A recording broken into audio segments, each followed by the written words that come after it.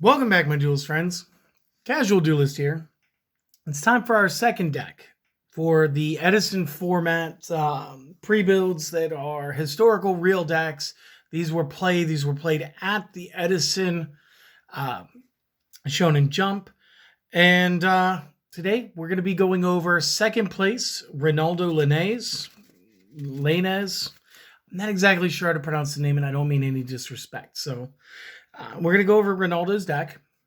And Renaldo placed second that day by using the Doomcalibur gadgets. So first and foremost, this is a deck I just personally love. This is something I would have played at the time if I wasn't playing things like I want to say I was playing maybe some base Six Samurai before, because I'm pretty sure this came before Storm of Ragnarok, and I was definitely still playing Gravekeepers nonstop. So let's just get into it. This is a very fun tech build, which relies on the gadget monster type, as well as a bunch of other cards. So first one he's going to use is a single copy of Gale. This is one of the Blackwing tuners. Generally can special summon as long as there's another Blackwing on the field. It's not going to happen in our build today. But additionally, once per turn, it can permanently shrink an opponent's monster card by having the attack and the defense. Let's see about getting some focus here. So again, it's a good card, great card. Next up, 2 copies of Cyber Dragon. Again, this card was limited to 2 at the time. Just allowed you to generate more summons, plus going this into Blackwing Gale on a special normal immediately gives you access to all of your 8-star synchros. So it's very strong. Next up, the Doomcalibur Knight, and he ran 3. Now, let's give you guys a taste of what this guy is going to do. First off, looks awesome. Second off, cannot be special summoned. During either player's turn, when a monster effect is activated, attribute this card, negate the activation. If you do, destroy that monster.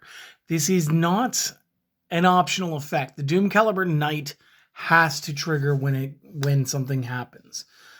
Do keep that in mind. And it's part of the reason why this deck was so successful. Next up, a card that hasn't been relevant in forever, Gores, the Emissary of the Darkness. So when you take when you take damage from a card the opponent controls, while you control no cards, you can special summon this card from the hand, then activate the appropriate effect afterward. So if it was battle damage, you get an Emissary token equal to, the stats are equal to the damage you took. So if you took 3,000, you get a token worth 3k plus scores. If you took 200, you get a token that's 200 plus scores. Depends on the moment. And if it was effect damage, like a burn effect, inflict damage to the opponent equal to the amount that you just took. So, kind of like Barrel Behind the Door, but not. Just a good card overall. And again, looks great as a secret rare. Next up, we're going to have one of the aforementioned gadgets. Obviously, they all share most of the effect. When they are normal or special summoned, you can add another gadget to the hand. Green grabs red. Red grabs yellow. Yellow grabs green. It's a reverse stoplight. It is what it is. Green is the strongest one. He's 14. It is what it is. Next up, we get another tuner in the form of Plague Spreader Zombie. And Plague Spreader says that you could return a card from the hand to the top of the deck to special summon this card from the graveyard. If you do, you remove this card from play when it becomes removed from the field. So the next time you do anything with it, it's going to be gone. But it does mean that you get to use it twice.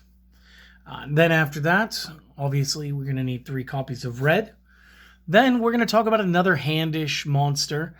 Similar to Gores, Tragodia can special summon from the hand when you take battle damage. This one doesn't need you to have no other cards on the field, though.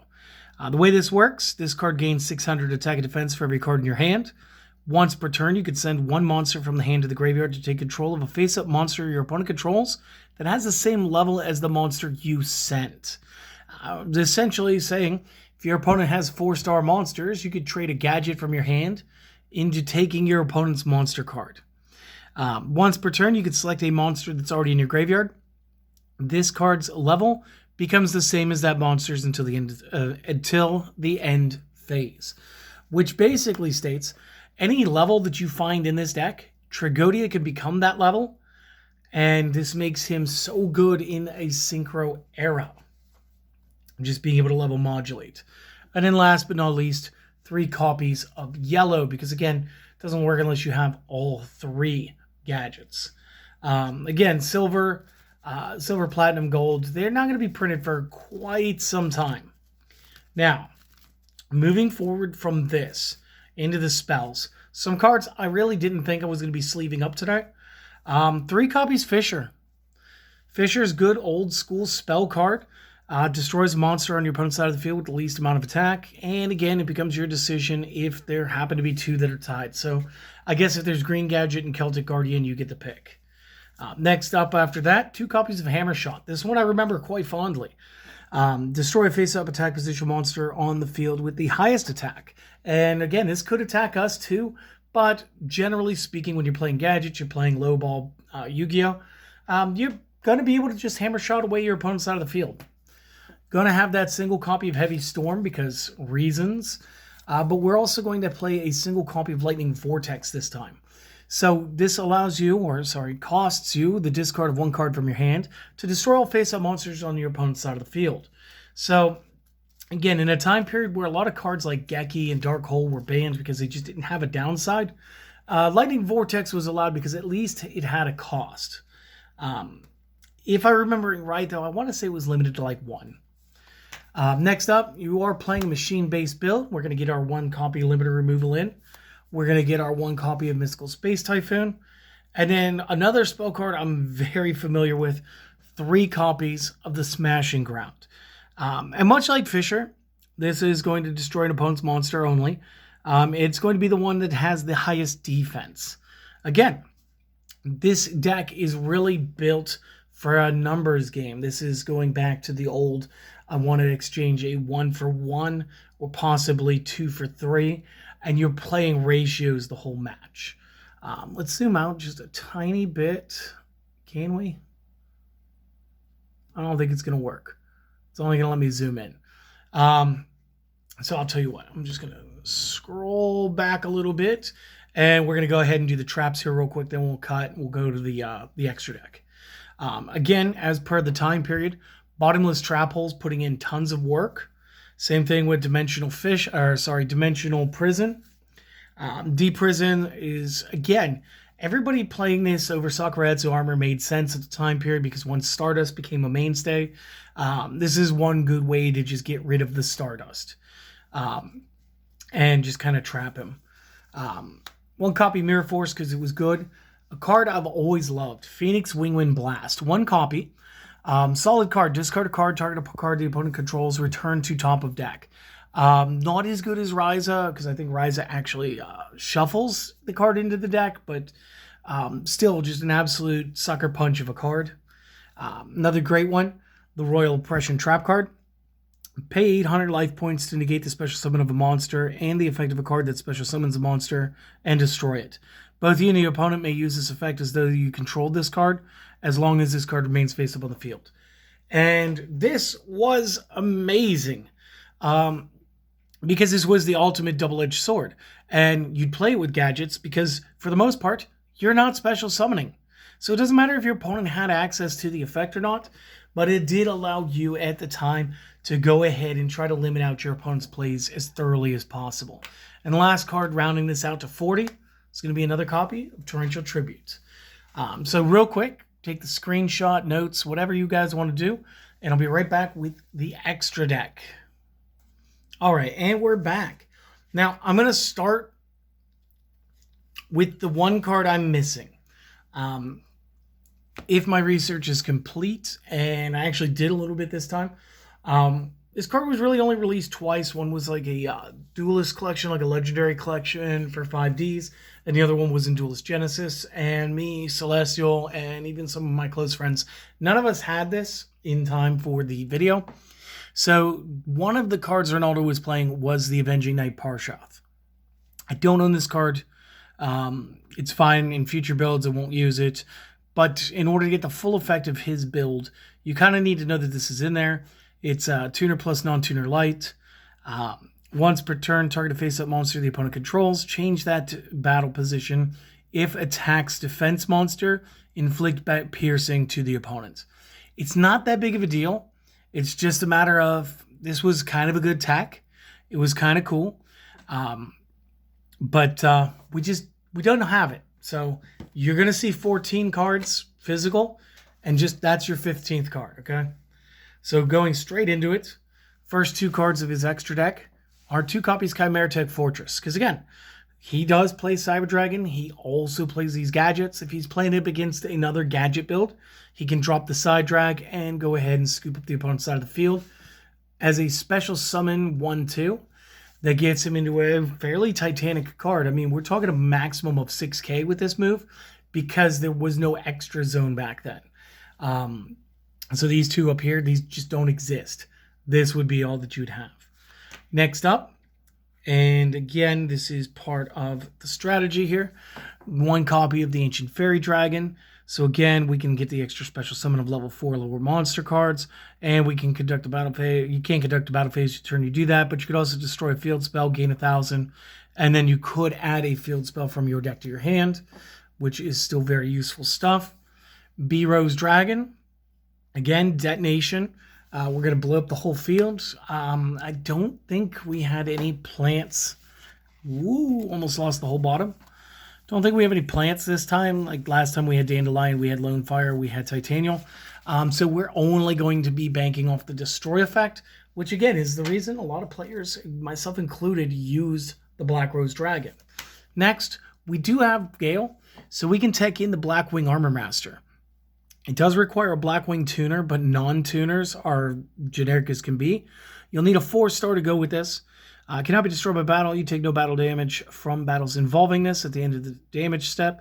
If it attacked, if this card attacked a monster, you may place a wedge counter on that card, maximum of 1 wedge counter. You can remove all wedge counters on from your opponent's monsters. Their attack and defense become 0 until the end phase.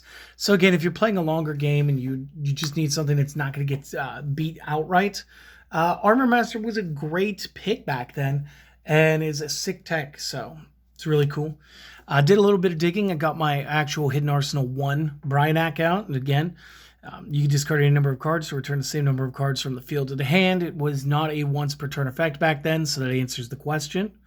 Again, Brio looking really good. Colossal Fighter, doing a ton of work. So we didn't get to play this one in the last deck, and it kind of made sense because we didn't really have that many 8s. Plus, we were using Debris Dragon, and we are using Quick Draw. So basically, it had to be Warriors and Dragons. Colossal Fighter, generic 8, gains 100 for every warrior in any graveyard. When this is destroyed by battle and sent to the graveyard, special summon a warrior from either player's graveyard. Now, guys, the quick tech.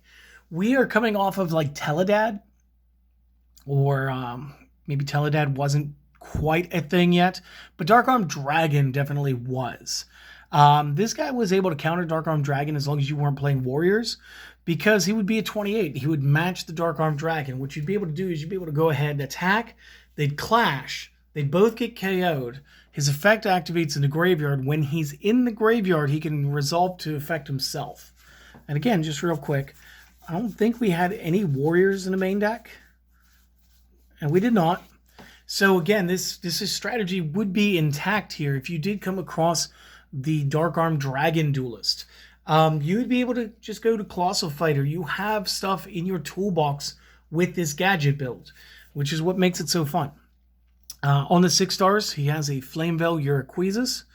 During a battle between attacking and a defense, does piercing. This gains 300 attack every time it inflicts battle damage to the opponent. So you do have something that starts off small, can escalate over the course of the game. You have the generic Gaia Knight Force of Earth, absolutely generic 6-star for 2600 attack. You have the original Goyo Guardian, and I can't tell you the amazing amounts of joy I had when Celestial pulled this for me. There's a whole story behind this. But this was back in the day before they changed it to an Earth tuner. So this guy used to be generic, and that's the way I believe that you have to play if you're playing this Time Wizard format. When this card destroys an opponent's monster by battle and sends it to the graveyard, you can special summon it back to your side of the field in face-up defense position. So it was a good way of recruiting monsters, especially if you didn't want your opponent to like bring them back with Call of the Haunted. Red Dragon Arcfiend, I'm going to stop going over this guy's effect every time. Essentially, though, if he destroys a defense monster, he pops all your opponent's monsters, or all their defense monsters. And then once per turn, he checks and destroys any of my monsters that did not declare attacks this turn. 2 copies of Stardust, again, can negate the destruction effects while destroying the card that's trying to do them, and then can special summon itself back. You will notice that there was no Starlight Road. It is actually in this Duelist side deck. We're not going over side decks today. And then the last card he has outside of the one I talked about at the beginning is the Thought Ruler Arcfiend, another great pick from Duelist Genesis. And again, one of my favorite early game cards here. When destroys monster by battle and sends to grave, gain life equal to original attack. Pay 1,000 points, negate the activation of his spell or trap that targets a psychic monster and destroy it. So again, as long as he's the one being targeted, he can just walk through stuff. So again, he's kind of Dimension Prison proof, but it's just a good deck. It's a fun deck, and I hope that you guys enjoyed this little trip down memory lane. Now, I do have one more coming out. It'll be out in a couple of days. I want to see if you guys can guess which deck it is. Now, obviously, it's going to be a deck from that tournament. I believe you can see up to the top 16 decks on the website. If you just go to Google and you type in Edison format, it'll show up. See if you guys can guess the Duelist and or the deck. But I'll see you guys next time, all right? Later.